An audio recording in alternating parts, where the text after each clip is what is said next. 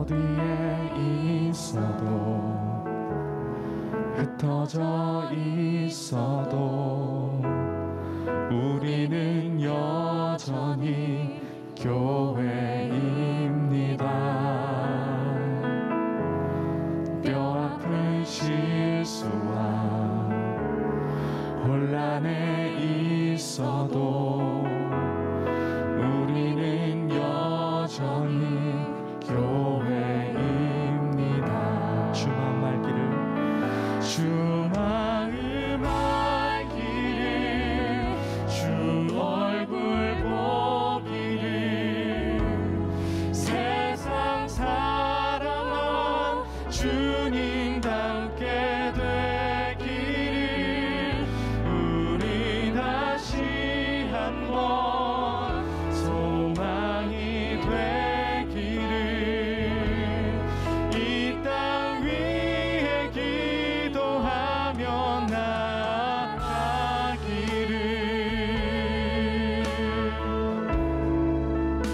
상황은 무겁고 상황은 힘겨울 때도 우리 교회는 주님을 여전히 사랑합니다. 여전히 사랑합니다. 뼈저린 아픔과 실패가 있어도 주님을 여전히 사랑합니다.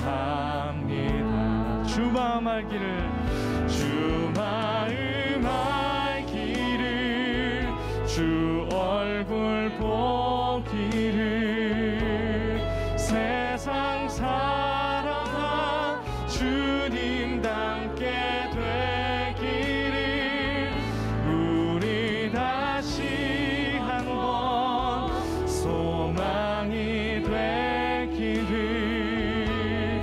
이 땅 위 우리가 사랑하는 세상을 사랑하는 제자, 세상을 위해 기도하는 사역자 되길 바랍니다. 주 마음 알기를, 주 얼굴 보기를, 세상 사랑한 주님 닮게 되기를, 우리 다시 한번 소망이 돼. 우리 함께 이 시간 이 땅의 회복을 위해 기도하며 나아가길 바랍니다. 우리 이 시간 이 땅을 중보하며 기도하겠습니다. 주님이 온 나라 가운데 주님 회복을 허락하여 주옵소서.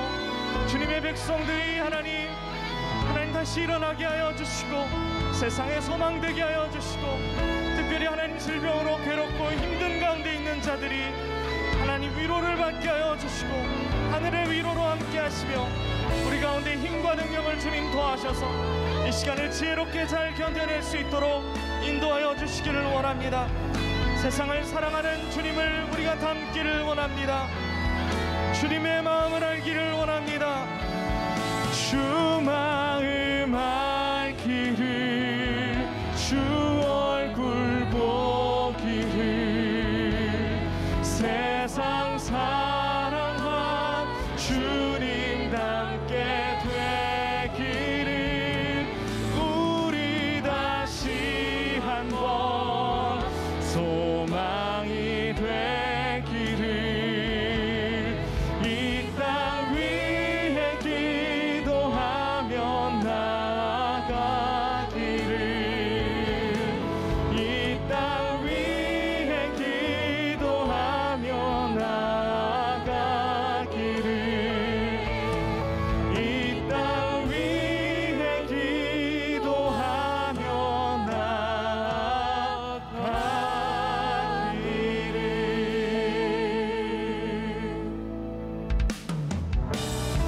이 시간 우리의 마음을 정돈하여 가능하시다면 계신 자리에서 다 일어서셔서 교회를 향한 우리의 발걸음과 예배를 향한 우리의 마음을 올려드리길 원합니다. 주님의 성령 지금 이곳에, 주님의 성령 지금 이곳에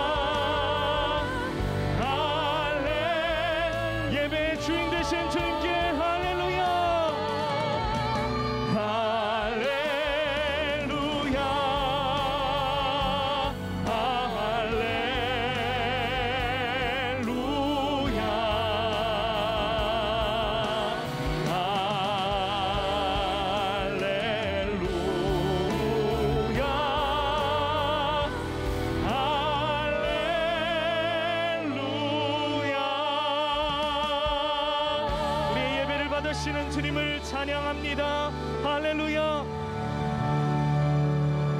우리가 믿는 한 하나님, 믿음의 고백을 우리가 이 시간 함께 입술을 열어 여러분이 계신 자리에서 함께 고백하겠습니다. 나는 전능하신 아버지 하나님, 천지의 창조주를 믿습니다. 나는 그의 유일하신 아들 우리 주 예수 그리스도를 믿습니다. 그는 성령으로 잉태되어 동정녀 마리아에게서 나시고 본디오 빌라도에게 고난을 받아 십자가에 못 박혀 죽으시고 장사된 지 사흘 만에 죽은 자 가운데서 다시 살아나셨으며 하늘에 오르시어 전능하신 아버지 하나님 우편에 앉아 계시다가 거기로부터 살아있는 자와 죽은 자를 심판하러 오십니다. 나는 성령을 믿으며 거룩한 공교회와 성도의 교제와 죄를 용서받는 것과 몸의 부활과 영생을 믿습니다. 아멘. 다 자리에 앉겠습니다. 우리를 결코 주님은 잊지 않으십니다. 피난처가 되시며 인도하여 주십니다. 우리의 온전한 마음을 이 시간 주님께 구별하여 드렸으면 좋겠는데 우리가 이 시간 채팅으로 또 댓글로 함께 우리가 참여했으면 좋겠습니다. 예배의 자리를 거룩하게 구별하여 드리겠습니다. 예배의 자리를 거룩하게 구별하여 드리겠습니다. 우리 이렇게 메시지를 남기며 함께 예배 가운데로 나아가겠습니다. 너를 그의 손바닥에 새기사 결코 잊지 않으시리라. 환난 중에 피난처가 되시며 항상 인도하시니 예배를 통해 이 시간 주의 빛을 발하길 원합니다. 일어나 주의 빛을 우리가 있는 자리에서 예수 이름이 선포되기 원합니다. 주 선포하라. 그가 너로 이방에 빛을 삼아 구원을 베푸시리라. 너는 일어나 주의 빛을 발하라. 그 빛을 발하라. 주 선포하라. 그가 너로 이방에 빛을 삼아 구원. 우리 마지막으로 함께 고백합시다. 너는 일어나 주님의 빛을 발하라. 너는 일어나 주의 빛을 발하라.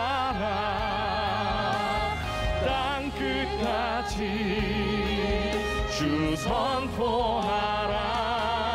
그가 너로 이방에 빛을 삼아 구원을 베푸시리라. 아멘. 기도하겠습니다. 우리의 구별된 마음과 예배를 받으시는 하나님, 주님이 찾으시는 예배자가 되길 원합니다. 거룩한 예배의 시간을 지키며 하나님을 만나는 것이 우리에게 가장 의미 있는 일임을 고백합니다. 항상 우리가 주님을 떠나지 않으며 내게 주시는 사랑의 음성, 주님의 지도하심을 놓치지 않는 주님의 제자 되게 하여 주옵소서. 오늘 구별된 종들과 구별된 제자들에게 말씀의 비밀을 깨닫게 하여 주시고 마음이 공허한 자를 위로하시며 주님의 사랑 안에 충만함을 얻게 하여 주옵소서. 실수하지 않으시는 완전하신 하나님, 우리가 하나님의 도움 없이는 살아갈 수 없음을 고백합니다. 속히 교회와 나라와 민족을 회복하여 주시고 이 시간에도 수고하는 의료진과 역할 맡은 자들을 돌보아 주옵소서. 김병삼 담임 목사님을 강건케 붙들어 주시고 주님의 말씀을 대언하여 전하실 때 사랑의 마음 또 지혜의 입술로 채워 주옵소서. 예배를 통해 주님 홀로 영광 받으시길 원하며 우리 주 예수 그리스도의 이름으로 기도합니다. 아멘.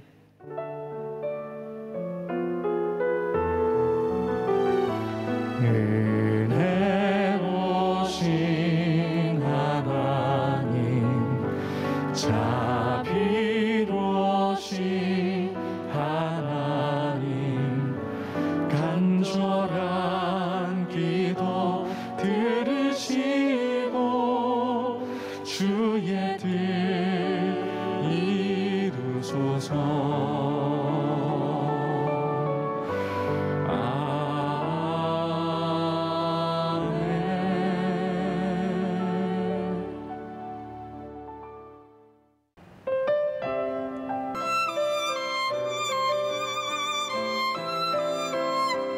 오늘은 어떤 문제 제기를 하고 말씀으로 가게 될지 함께 보고 말씀으로 들어가겠습니다.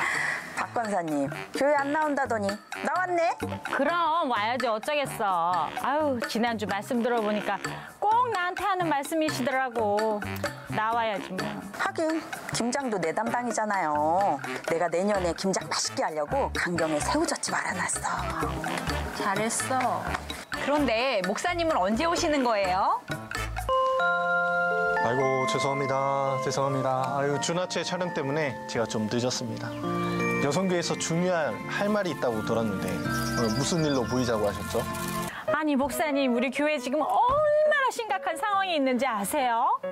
지난주 말씀 저 완전히 못 들었잖아요. 제 옆에 노숙자가 와서 앉았는데요. 냄새에 머리 아파가지고 목사님 설교가 하나도 안 들어왔어요. 무슨 대책이 있어야죠 목사님. 그거 아세요, 목사님? 제가 지난주에 안내 섰잖아요. 그랬는데 감옥에서 나온 사람이 찾아왔어요. 우리 교회 성교회에서 편지도 보내주고 영치금도 넣어줬다고 감사하다고 인사를 하러 왔다는 거예요. 그런데 이렇게 위험한 사람이 교회에 들락날락 움직인다는 거, 이거 정말 심각한 일 아닙니까? 교회, 우리 교도소 선교 당장 중단해야 됩니다. 저도 말이 나왔으니 한 말씀 드리겠습니다. 지금 교회 학교 학부모들이 얼마나 불만이 많은지 아십니까? 학교 앞 전도한다고 학교에 있는 일진들이 다 우리 교회에 나오고 있습니다. 걔네들 공부 안 하죠. 몰려다니면서 나쁜 짓 하죠. 담배 피죠. 지금 교회 학교 부모들이 불안해서 교회를 보낼 수가 없다고 합니다. 우리 착한 병삼이가 물들까 봐 걱정이에요. 당장 학교 앞 전도 멈춰주세요, 목사님. 여성교회에서 이거밖에 안 됩니까? 선교를 중단하고 누구는 오지 말라고 하고 저는 그런 말 못합니다. 어머나, 우리 목사님 세상 물정을 너무 모르신다. 목사님이 애를 안 키워보셔서 그래요. 아우, 나 진짜 이제 교회 안 나와. 아이고 답답해. 교회 다니는 분들 왜 이러시는 겁니까? 제가 누구냐고요? 이 땅에 천만 크리스찬의 안티, 김병삼 목사님의 안티, 지미 엄이에요. 아니 얼굴 한번 본 적 없는 해외에는 선교한다고 그렇게 찾아가고 선교비도 보내고 하면서 왜 노숙자는 안 되고 왜 교도소에 있는 분들은 안 되고 왜 일진들은 안 되는 겁니까? 이 부분에 대해서 김병삼 목사님 말 좀 해보세요. 네, 제가 말 좀 하겠습니다. 오늘 이 질문에 대한 답을 여러분들이 말씀 속에서 찾으셔야 합니다. 답이 있습니다.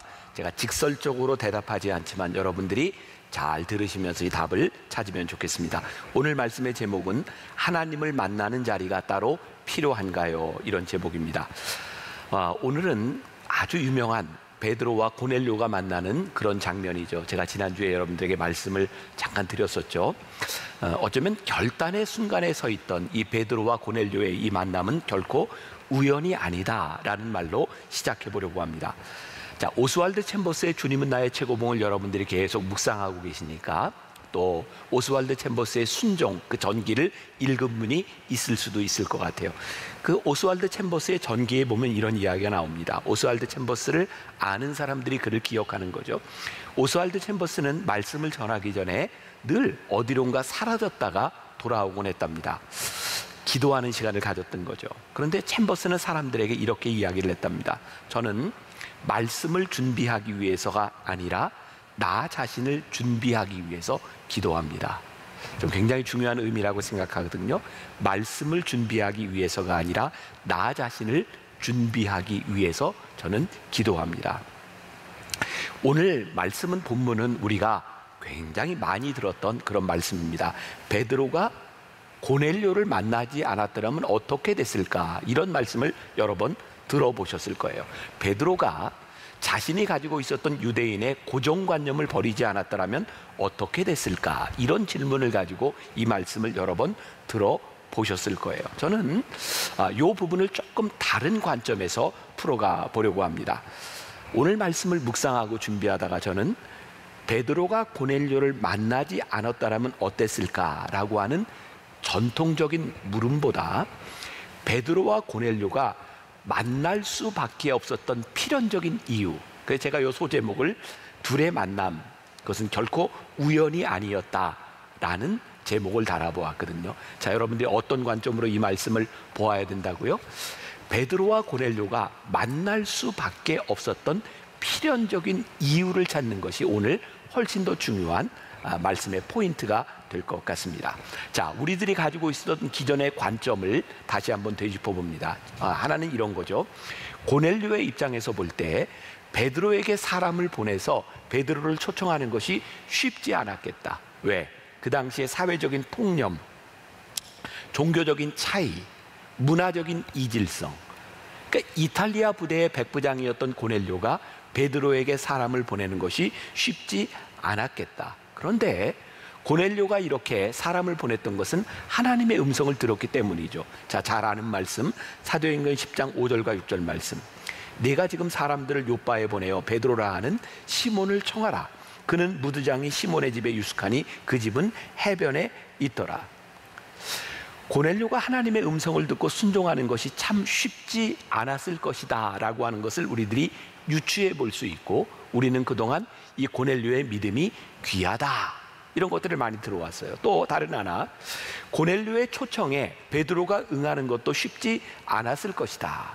고넬료와 동일한 입장에서 그랬을 것이라는 거죠. 자, 사도행전 10장 19절과 20절 말씀을 봐요.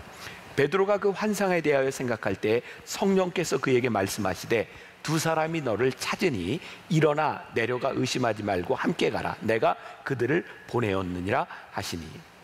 고넬료와 마찬가지로 베드로에게도 이 말씀에 순종하는 것이 쉽지 않았어요. 예수님의 제자였던 사도 그 베드로가 이방인에게 가서 복음을 전한다고 하는 것, 그렇게 쉽지 않았다는 이유죠. 그래서 이 둘의 만남이 그렇게 쉽지 않았지만 순종해서 이루어진 만남이다. 그게 우리들이 이 말씀을 지금까지 보아왔던, 많이 들었던 그런 포인트였습니다. 자, 사도행전 10장의 사건은 교회사적으로 굉장히 중요한 의미를 가지고 있는데, 지난주와 지지난주 말씀을 여러분들이 기억하셔야 돼요.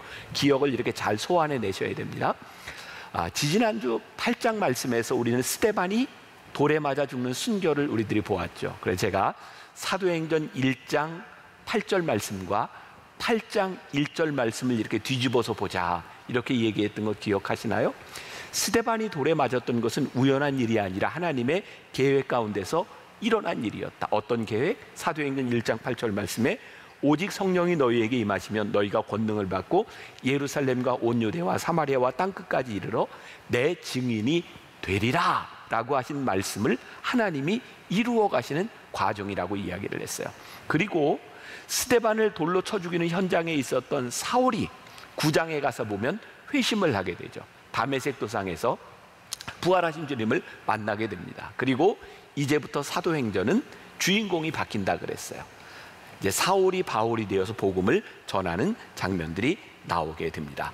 그 어떤 것도 이 사도행전에 나와 있는 이 말씀들은 즉흥적인 것이 아니라 하나님의 계획 속에 이루어지고 있다. 자, 오늘 말씀을 듣는 여러분들에게 오늘 제가 도전을 하고 싶은 거예요. 여러분들이 이 말씀을 마음에 넣고 이 말씀을 함께 들어야 되는 거예요. 지금 나에게 일어나는 일들을 나는 하나님의 계획 가운데 일어나고 있는 일이라고 확신하고 있는가?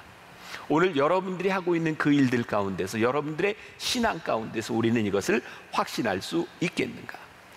하나님의 계획의 중심에 오늘 베드로와 고넬료라고 하는 두 사람의 만남이 있고, 이들이 결단의 순간을 맞이하게 된 거죠.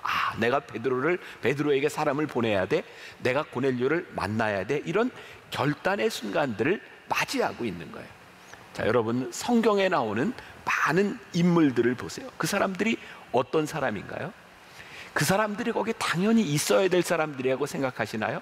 성경을 우리들이 조금 깊이 본다면 성경에 나와 있는 인물들은 거기 꼭 있어야 되는 인물들이 아니라 그들의 인생의 결정적인 순간에 하나님이 부르실 때 응답했던 사람들, 하나님의 부르심에 순종했던 사람들이 성경에 나와 있는 거예요. 자, 다시 말씀드려요. 그들은 거기에 있어야만 됐던 사람들이 아니라 그들의 인생의 결단의 순간에 하나님께 순종함으로 인하여 그들의 이름이 지금 성경 가운데 기록되고 있다는 거죠. 하나님의 계획 가운데 캐스팅된 사람들, 그런데 그 캐스팅이 부적절하다면 그들은 역사 가운데서 사라지게 될 것이고, 하나님께서 우리를 부르시는 계획 가운데 응답하는 사람들, 적절한 사람들이 하나님 앞에 쓰임받고 있다는 사실이에요. 제가 이 말씀을 이렇게 준비하던 때 제가 기사를 하나 보게 되었는데, 여러분들 심은경이라고 하는 영화배우를 아세요? 수상한 그녀라고 하는 작품을 통해서 잘 알려진 여배우죠. 2014년에 20살의 나이로 백상예술대상 최우수 연기상을 수상합니다. 아주 인상적인 그 유튜브의 영상들이 떠돌고 있는데, 눈물을 흘리면서 굉장히 당황한 채로 수상 소감을 이렇게 얘기합니다. 너무 죄송합니다. 어린 제가 받아서. 그리고 말을 잇지 못해요. 그리고 놀라운 일은 2020년 바로 동일한 수상 소감을 어디에서 이야기하고 있냐면, 일본 아카데미 시상식에서 1978년도에부터 일본의 아카데미상 수상식이 있었는데 처음으로 한국 배우가 최우수 연기상을 받습니다. 일본 말로 울먹이면서 똑같은 이야기를 합니다. 수상을 전혀 예상하지 못했고 아무런 준비를 못해서 죄송합니다. 열심히 하겠습니다. 그렇게 일본 말로 이야기하는 영상이 이렇게 나와 있어요. 심은경이라고 하는 배우가 2017년 일본에 진출합니다. 사람들이 다 의아하게 생각했어요. 그때는 심은경이라고 하는 배우가 한국에서 정말 성공 가도를 걷고 있던 사람이거든요. 그런데 무모한 도전을 합니다. 일본어를 배우면서 일본 작품에 출연하고 여우주연상을 받게 된 거죠. 인터뷰를 하는 중에 저에게 굉장히 인상적이었던 게 있습니다. 배우라는 직업의 핵심은 커리어가 아니라 소양에 있습니다. 저는 이게 굉장히 인상적이었어요. 자, 오늘 말씀을 전하면서 제가 왜 이렇게 한 여배우에 대해서 장황스럽게 이야기를 하는가? 지난주의 말씀을 기억하세요? 우리들에게 가장 복된 것이 무엇이다? 하나님께 쓰임받는 인생이다. 그런데 하나님이 우리를 쓰실 때 중요한 포인트는 우리의 커리어에 있지 않다는 거예요. 우리가 신앙생활을 얼마나 오래 했느냐에 있는 것이 아니라는 거예요. 오늘 우리들이 하나님 앞에 쓰임받을 수 있는 소양을 갖추고 있는가? 하나님이 우리를 쓰실 수 있는 준비가 되어 있는가? 여기에 포인트가 있다. 오늘 말씀의 주인공인 베드로와 고넬료의 만남은 기독교 역사의 한 획을 긋는 아주 중요한 그런 만남이에요. 베드로와 고넬료의 만남 가운데 그들이 신앙적인 결단을 내리는 것이 결코 쉽지 않았으리라는 것도 우리는 참 많이 들어왔어요. 그런데 제가 오늘 주목하고자 하는 것은 무엇이냐면, 이 두 사람이 결단의 순간을 맞이하는 그 자리에 서는 것에 이유가 있다는 거예요. 모든 사람들이 결단의 순간에 서지 않습니다. 여러분, 하나님이 우리의 인생을 결단의 순간에 서게 하시고 하나님의 음성을 듣게 하시는 그 순간에 선다는 것이 귀한 일이고, 베드로와 고넬료에게는 하나님께서 그들을 결단의 순간으로 부르셨던 포인트가 있다는 거예요. 오늘 우리가 말씀을 통해 얻어가야 되는 것은 바로 이 부분이에요. 자, 베드로와 고넬료에게 동일한 공통점이 있다면 그들은 정해진 시간에 기도하고 있었다는 거예요. 만일 정해진 시간에 이들이 기도하지 않았더라면 어떤 일이 일어났을까? 자, 제가 얼마 전에 여러분들에게 소개했던 책인데 정말 좋은 자그마한 책인데요. 아브라함 요슈아 헤셀이 쓴 안식이라는 책입니다. 이 책은 안식일에 대한 개념을 아주 잘 설명해 놓는 책이에요. 여기에 세상을 떠난 아버지를 추억하며 그의 딸이 아버지에 대해서 아브라함 조슈아 헤셀에 대해서 쓴 이야기가 있는데 짧은 글이에요. 우리가 어떤 사람이 될 것인지는 안식일이 우리에게 어떤 날이 되느냐에 달려있다. 안식일은 단지 토요일에 태어나는 것이 아니다. 아버지는 우리가 한 주의 나머지 엿새 동안 어떻게 행동하느냐가 안식일의 경험의 깊이를 결정한다고 말씀하신다. 한 주의 나머지 엿새는 안식일로 나가는 순례 여행이다. 오늘 여러분들이 예배를 드리는 이 예배의 깊이를 더하고 오늘 이 예배 시간에 여러분들이 하나님의 음성을 듣는 일은 오늘 이 예배 시간에 달려있는 문제가 아니라 이 예배 시간을 준비하며 살아온 엿새가 오늘 여러분들의 이 시간을 좌우한다는 거예요. 제가 늘 우스갯소리처럼 농담처럼 이야기하는 것 같지만 여러분들에게, 여러분 이 사도행전 말씀을 우리들이 묵상하며 가는 동안 여러분 이 말씀을 읽고 오세요. 말씀을 묵상하며 한 주간을 고민하며 지나온 사람이 오늘 듣는 말씀과 전혀 말씀을 묵상하지 않고 그저 이 자리에 있는 사람의 말씀이 어떻게 통일할 수 있겠어요? 우리는 누군가에게 일어났던 결단의 순간들을 참 부러워하지만 그 사람에게 결단의 순간이 올 수밖에 없었던 이유에 대해서는 우리들이 그렇게 부러워하지 않는 것 같아요. 저도 오늘 이 말씀을 준비하면서 오늘 설교하는 이 한 시간을 이 준비하기 위해 제가 엿새 동안 살아왔던 그 시간들과 준비했던 시간들이 오늘 이 한 시간을 만들어 주는 것이지 이 한 시간은 어디에서 뚝 떨어진 시간이 아니라는 거예요. 정해진 시간에 기도했다는 것은 일회적인 사건이 아니라 베드로의 삶에서 늘상 일어났던 그 한순간에 역사적인 사건이 임했다고 하는 거죠. 적어도 그의 삶을 거룩하게 만드는 과정을 통해 그 순간이 구별되고 있다는. 자, 여러분들 주님은 나의 최고봉 매일 묵상하고 계시죠? 저는 루틴하게 때로는 지겹게 우리들이 매일 묵상하는 이 시간들을 통하여 하나님이 우리를 준비하시고 우리의 성품을 만들어 주신다고 생각하거든요. 저는 이제 9월 말씀을 준비하고 있는데 9월 11일자 주님은 나의 최고봉에 보면 이런 글이 있어요. 일상에서 준비되는 것이 성품입니다. 오늘 우리가 어떻게 일상을 살아나느냐에 대한 문제죠. 자, 사도행전 10장 2절과 3절 말씀, 오늘 우리가 택한 본문은 아니지만 한번 보아야 되고요. 또 사도행전 10장 9절에 베드로에 대한 이야기를 보아야 돼요. 제가 이어서 읽어드립니다. 먼저 사도행전 10장 9절. 이튿날 그들이 길을 가다가 그 성에 가까이 갔을 그때에 베드로가 기도하려고 지붕에 올라가니 그 시각은 제6시더라. 그 6시는 지금으로 이야기하면 12시 정오를 이야기합니다. 자, 사도행전 10장 2절과 3절 말씀. 그가 경건하여 온 집안과 더불어, 고넬료입니다. 하나님을 경외하며 백성을 많이 구제하고 하나님께 항상 기도하더니 하루는 제9시쯤 돼요. 오늘날로 이야기하면 오후 3시입니다. 환상 중에 밝히봄에 하나님의 사자가 들어와 이르되 고넬료야 하니. 정오쯤 되는 시간, 오후 3시쯤 되는 시간, 이 시간을 그들은 늘 구별하고 있었다는 거예요. 자, 예수님의 제자들이 마가의 다락방에서 120명의 문도가 성령을 체험합니다. 그리고 첫 번째 행한 기적이 사도행전 3장에 나온다 그랬죠. 미문 앞에 있는 안진뱅이를 일으킨 사건이에요. 바로 사도행전 3장 1절 그 기적을 일으키던 그 시간의 도입이 이렇게 나와 있어요. 성경에 제9시 기도 시간에 베드로와 요한이 성전에 올라갈세.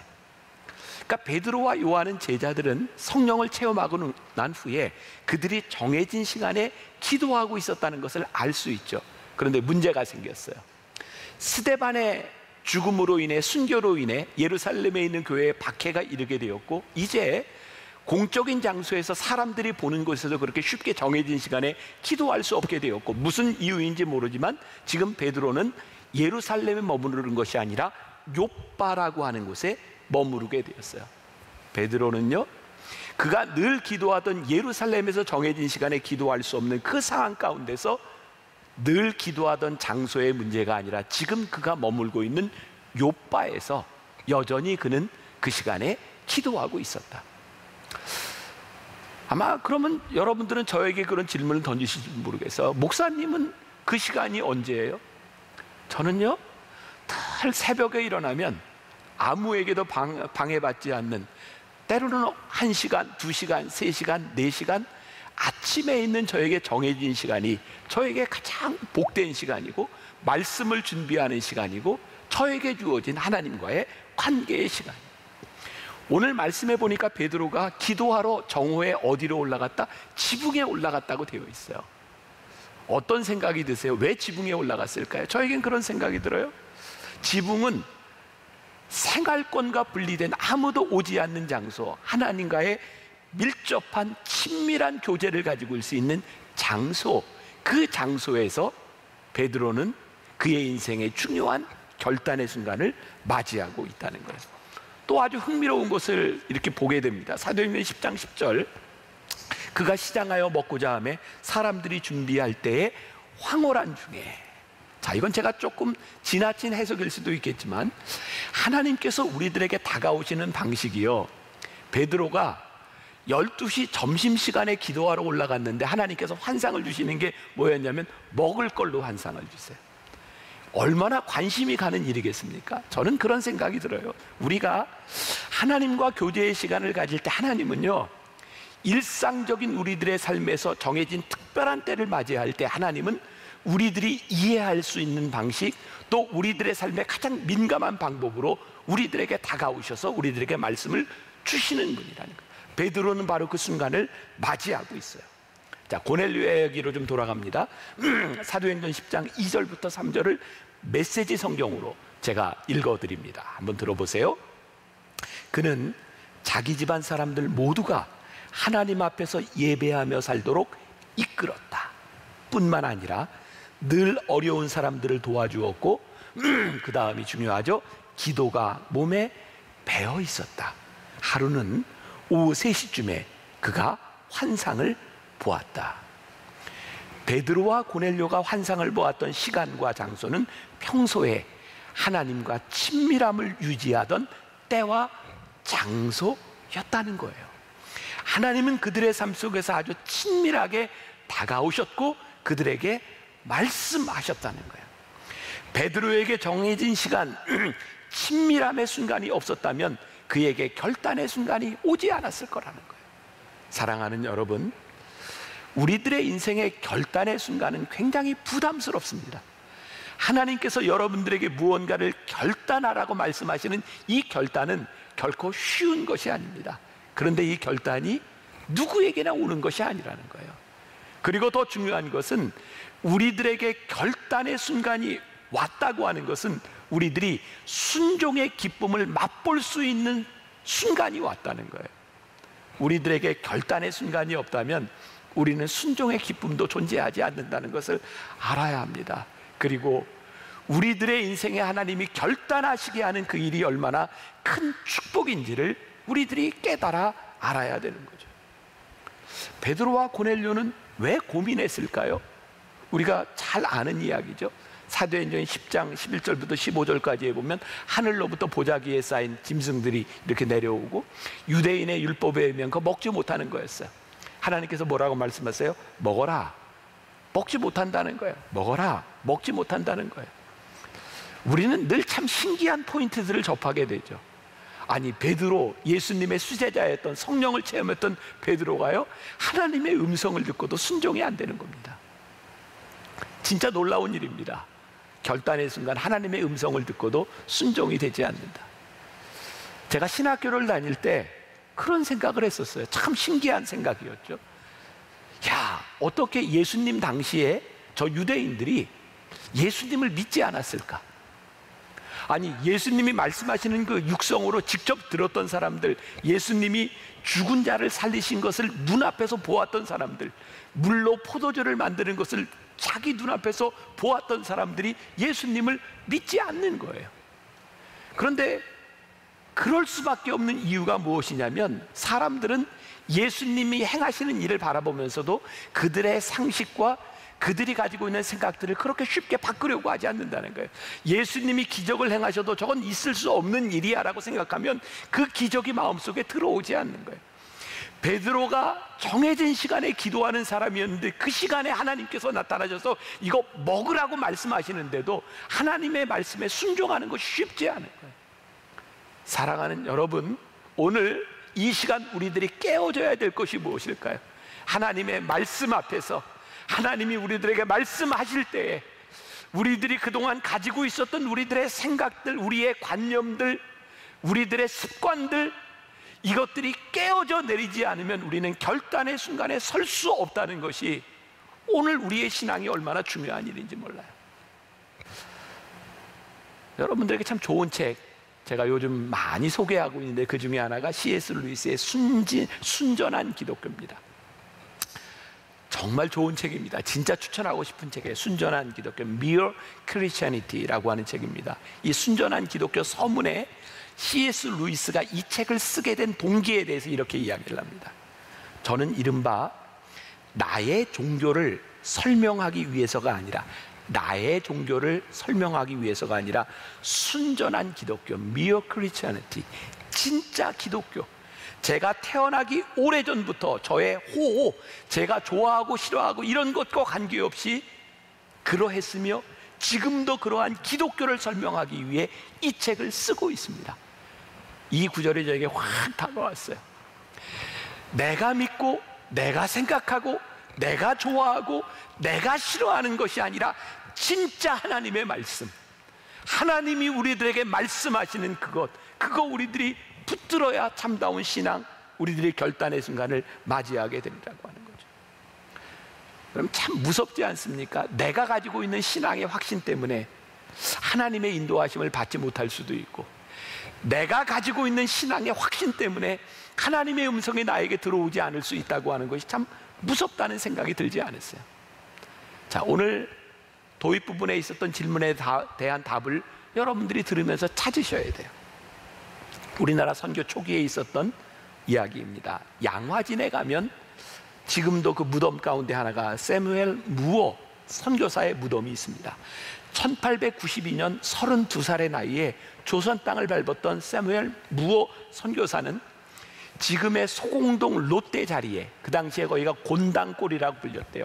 곤당골, 거기에 두 번째 장로교회를 개척합니다. 그리고 주로 이 사무엘 무어 선교사는 학생들을 가르치는 일을 많이 했는데, 그 당시 예수학당에 봉주라고 하는 아이가 하나 있었는데 그 아이의 아버지는 백정, 박씨라고 불리는 사람이었대요. 당시 조선시대의 백정은 사람 취급을 받지 못했던 그런 신분이었죠. 그런데 이 봉주의 아버지가 백정이 장티푸스로 죽게 되었다는 이야기를 듣고 이 무어 선교사가 당시 고종 황제의 어이였던 에비슨 선교사를 데리고 가서 그 병을 고쳐줍니다. 얼마나 감동적이었겠습니까? 그래서 이 백정 백씨가 교회에 나오게 됩니다. 예수님을 믿게 됩니다. 박성춘이라고 하는 이름도 받게 됩니다. 문제는 그 곤당골 교회에 이미 성도들이 있었는데 대부분 양반들이었는데 이 사람들이 데몬스트레이션을 일으킨 거예요. 백정들과 우리는 함께 예배를 드릴 수 없습니다. 그러나 사무엘 무어 선교사는 그들의 이야기를 듣지 않습니다. 아니요, 우리는 같이 예배를 드립니다. 그랬더니 양반들이 이렇게 얘기를 합니다. 그러면 같이 예배 드리는 것까지는 우리가 양보를 하는데 그러면 자리를 분리해 주십시오. 무어 선교사가 얘기합니다. 아니요, 그럴 수 없습니다. 그래서 양반들이 다 교회를 나갑니다. 그리고 홍문동에 그들만의 교회를 개척합니다. 잘 들으세요? 흥미롭죠? 하나님의 인도하심이 아니라 자신들의 생각에 맞지 않아서 교회 개척이 이루어진 거예요. 우리 기독교 역사 가운데, 우리 주변에 일어나는 일들 가운데 교회가 개척되는 일들을 보세요. 하나님의 인도하심이 아닌 내 생각에 맞지 않는 것 때문에 우리들이 얼마나 갈라지고 싸우고 있는지. 그런데 얼마 지나지 않아서 홍문동에 있는 그 양반들이 무어 선교에서 찾아와서 잘못을 회개하고 교회가 합쳐집니다. 그 당시 그 교회 이름을 승동교회로 바꾸게 됩니다. 여러분들 잘 알고 있는 승동교회죠. 그 교회에는 100여 명의 교인이 모였는데 그 중에 30명이 백정이었다고 합니다. 얼마 지나서 이 박성춘이라고 하는 이 백정이 승동교회 장로가 되었고, 그 교회 왕의 후손 중에 하나였던 이재영이라는 분이 장로가 됩니다. 당시 승동교회에 백정과 왕족과 양반들이 함께 예배를 드리는 일들이 그 시대의 그들의 관념으로 이루어질 수 없는 일들이 거기에서 이루어지고 있었어요. 이 승동교회에서 사무엘 무어 선교사와 함께 사람들은 드디어 조선 정부의 백정 해방을 위한 운동을 벌이게 되었고, 드디어 백정들이 조선의 국민이라고 하는 하나의 사람으로 인정을 받기 시작하죠. 그 당시 선교서 중에 하나는 이런 이야기를 썼어요. 당시 무호 선교사가 함께했던 백정 해방 운동은 미국 역사에 있었던 아브라함 링컨이 흑인을 해방한 운동보다 훨씬 더 큰 일이었다. 무호 선교사는 사역을 시작한 지 14년 만에 1906년 장티푸스로 46살의 나이에 세상을 떠납니다. 하나님은 왜 이렇게 좋은 사람들을 일찍 데려가시는지 모르겠어요. 그런데 그의 죽음으로 역사가 끝난 것이 아니라 바로 그 첫 번째 아이 봉주라고 하는 아이가 세브란스의 전신인 제중원에서 일기로 졸업을 하고 당시 어이였던 에비슨 선교사와 함께 10년 동안 박서양이라는 이름으로 제중원의 교수로 재직합니다. 제가 무슨 이야기를 하고 싶은가요? 베드로와 고넬료에게 일어났던 이 일이 동일한 이야기가 아닌가요? 저에게 성경 구절이 두 개가 떠올랐어요. 하나는 창세기 50장 20절 말씀이었는데요. 요셉이 이야기하죠. 당신들은 나를 헤아려였으나 하나님은 그것을 선으로 바꾸사 오늘과 같이 많은 백성의 생명을 구원하게 하시려 하셨나니. 롬파리팔 로마서 8장 28절 세 번역으로 봅니다. 하나님을 사랑하는 사람들 곧 그 하나님의 뜻대로 부르심을 받은 사람에게는 모든 일이 서로 합력하여 선을 이룬다는 것을 우리는 압니다. 하나님께 쓰임받는 것이 분명하다면 그 과정이 어려울지라도 회복시켜 주시는 하나님, 우리에게 용납이 되지 않는 것들을 하나님께서 이루어 가시는 그 하나님. 자, 오스왈드 챔버스 주님은 나의 최고봉 1월 28일 묵상에 나오는 글이에요. 궁금한 분들은 다시 1월 28일로 가서 한 번 더 보세요. 고집을 부리며 자기 주장대로 하면서 자신의 야망을 이루려고 할 때마다 우리는 예수님의 마음을 아프게 합니다. 자기 권리를 주장하며 자신의 의도를 관철시키려고 할 때마다 우리는 예수님을 핍박하는 것입니다. 오늘 말씀을 통해 우리에게 주시는 가장 큰 가르침이 무엇일까요? 하나님이 우리의 생각과 다를 수는 있지만 하나님의 생각이 잘못되지 않는다는 겁니다. 오늘 여러분들의 삶에 일어나는 정말 많은 일들 가운데 하나님의 생각과 우리들의 생각이 잘 다를 수 있지만 하나님의 생각이 잘못되지 않는다. 지난해 부활절 제가 설교에서 선을 넘어서라고 하는 말씀을 전한 적이 있어요. 우리는 늘 선에 서서 우리는 자꾸 하나님의 생각을 우리의 선 안으로 가져오려고 할 때 하나님은 계속 우리들에게 선 밖을 보라고 말씀하시죠. 여러분, 만일 베드로가요 하나님께서 잡아먹으라고 말씀하셔도 나는 절대로 할 수 없습니다라고 끝까지 고집을 부렸다면 그의 사역은 요빠에서 머물렀을 겁니다. 그런데 그가 용납할 수 없는 그 일, 그가 하나님 앞에 결단의 순간에 하나님의 말씀을 수용하게 되었을 때 그의 복음의 지경이 요빠에서 가이사랴로 넓혀지는데 이것은 단순한 지역적인 이동을 이야기하는 게 아니에요. 유대인의 요빠라고 하는 도시에서 가이사랴, 당시에 황제에게 헌정했던 가이사랴라고 하는 그 도시에 가서 베드로가 복음을 전하기 시작하면서 말씀의 지경이 확장되는 것을 보게 되죠. 사도행전 10장 34절과 35절 그리고 45절과 46절, 우리가 본문으로 택하지 않았지만 결과에 대한 이야기예요.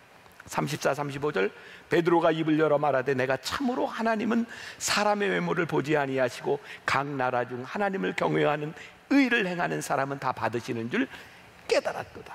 45절 46절 베드로와 함께 온 할례 받은 신자들이 이방인들에게도 성령 부어주심을 말미암아 논란이 이는 방언을 말하며 하나님 높임을 들음이로라. 결론입니다. 우리가 결단의 순간에 하나님 앞에 서면 어떤 일이 일어나나요? 하나님이 높음을 받으세요. 하나님이 영광을 받으세요. 우리가 순종하지 않으면 우리들이 볼 수 없는 하나님의 영광을 볼 수 있는 것은 결단의 순간에 우리들이 순종하며 하나님의 영광을 보게 되는 거죠. 제가 청년들 사역을 하면서 단기 선교 해외를 데리고 나갔었어요. 제가 그런 얘기를 참 많이 들었습니다. 아니, 그 몇십 명씩 해외 나가는 그 돈을 가지고 그냥 선교지를 돕지 왜 그렇게 나가서 허비하는 겁니까? 저에겐 분명한 확신이 하나 있습니다. 우리의 삶에는요, 우리가 생각하는 것보다 훨씬 더 귀중한 가치가 있는데 그것은 거룩한 낭비입니다. 하나님은 우리의 계산대로 일하시는 분이 아니라 하나님은 우리의 계산을 넘어서 때때로 우리들에게 거룩한 낭비를 허락하시는 분입니다.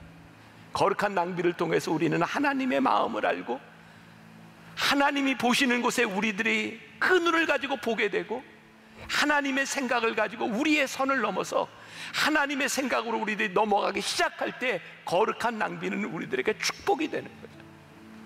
오늘 이 베드로와 고넬료를 바라보면서 저 사람들이 어떻게 저렇게 저런 결단을 했을까, 이게 중요한 것이 아니라 그들이 하나님 앞에 그런 결단의 순간을 살 수 있도록 살았던 그들의 삶이 보여져야 되고, 그리고 하나님 앞에서 우리의 선을 넘어서 우리의 생각과 우리의 관념을 넘어서 하나님의 자리에 우리들이 서게 될 때 하나님이 영광을 받으신다는 사실, 오늘 우리 한 주간 그렇게 고민하며 삽시다. 하나님, 우리를 통하여, 우리들에게 말씀하시는 하나님의 음성을 통하여 이 땅 위에 하나님의 영광이 드러나게 하여 주옵소서.